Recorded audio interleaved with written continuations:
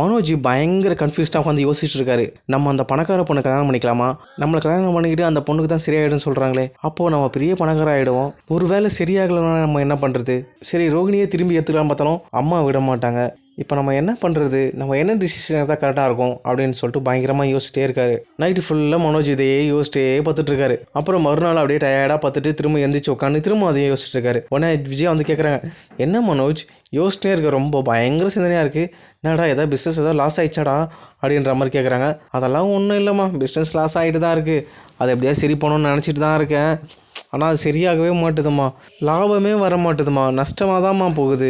டீலர்ஸ்லாம் வேறு காசு கட்டணும் சொல்கிறாங்க, என்ன பண்ணுறதுனே தெரியலம்மா அப்படின்ற மாதிரி மனோஜ் சொல்கிறாரு. உடனே விஜயா சொல்கிறாங்க, டேய் என்னடா இந்த பூ கட்டுறவனடா சங்க தலைவராகிட்டா, இந்த முத்துனடா 8 வண்டி வச்சுக்கிறான், இப்போ பெரிய ஓனரே ஆகிட்டான்.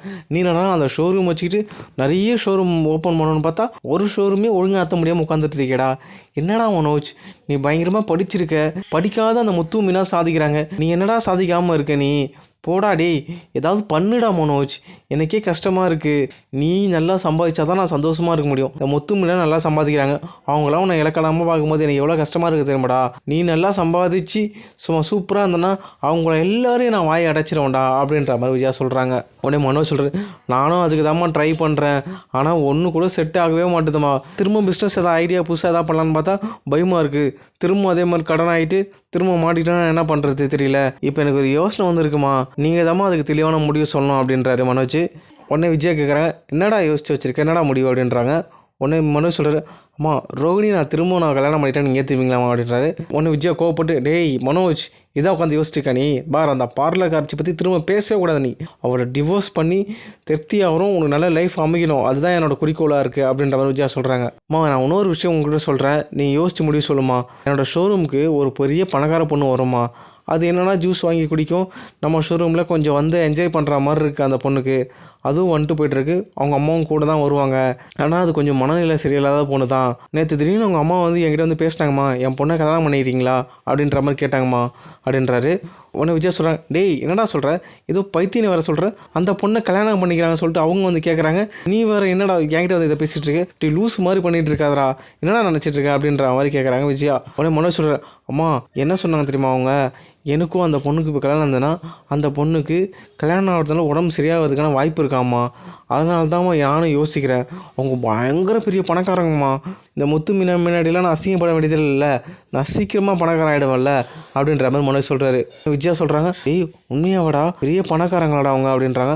ஆமாம்மா பெரிய பணக்காரங்கம்மா, வர்றதே அவங்க BMW காரில் தான்மா வராங்க அப்படின்ற மாதிரி சொல்கிறாரு. உடனே விஜயா கேட்குறேன், டேய் ஆனால் அந்த பொண்ணுக்கு பைத்தியன்னு வேற சொல்றியடா, அது என்னடா பண்ணுறது அப்படின்றாங்க. உடனே மனோஜ் சொல்கிறேன், இல்லைம்மா அவங்க டாக்டரே சொன்னாங்களாம்மா, இப்போ உங்களுக்கு ஒரு மேரேஜ் லைஃப்னு ஒன்று அமைஞ்சதுன்னா அவங்க சரியாகிடுவாங்கம்மா, அதுக்காக தான் என்னையே அவங்க கல்யாணம் பண்ணி வைக்கணும்னு நினைக்கிறாங்க அப்படின்ற மாதிரி சொல்கிறாரு. உடனே விஜய் கேட்குறேன், டேய் அது சரியாகலாம் என்னடா பண்ணுறது, என்னடா இந்த மாதிரிலாம் நீ சொல்கிற, எனக்கு ஒன்றும் புரியலடா அப்படின்றாங்க. உடனே மனோஜ் சொல்கிறார், அம்மா இதை பற்றிலாம் நான் நிறைய படிச்சிருக்கேம்மா, ஒருத்தங்களுக்கு ரொம்ப கஷ்டமான விஷயம் நடக்கும்போது இந்த மாதிரி ஏதாவது ஆகிடுவாங்க, அவங்களுக்கே ஒரு நல்ல சந்தோஷமான விஷயம் நடக்கும்போது அவங்க அதுலேருந்து ரிக்கவர் ஆகி நல்லபடியாக ஆகிடுவாங்கம்மா, இதெல்லாம் நான் நிறைய படிச்சிருக்கேம்மா, கண்டிப்பாக அந்த பொண்ணு சரியாயிடும்னு எனக்கு தோணுதுமா அப்படின்ற மாதிரி சொல்கிறாரு.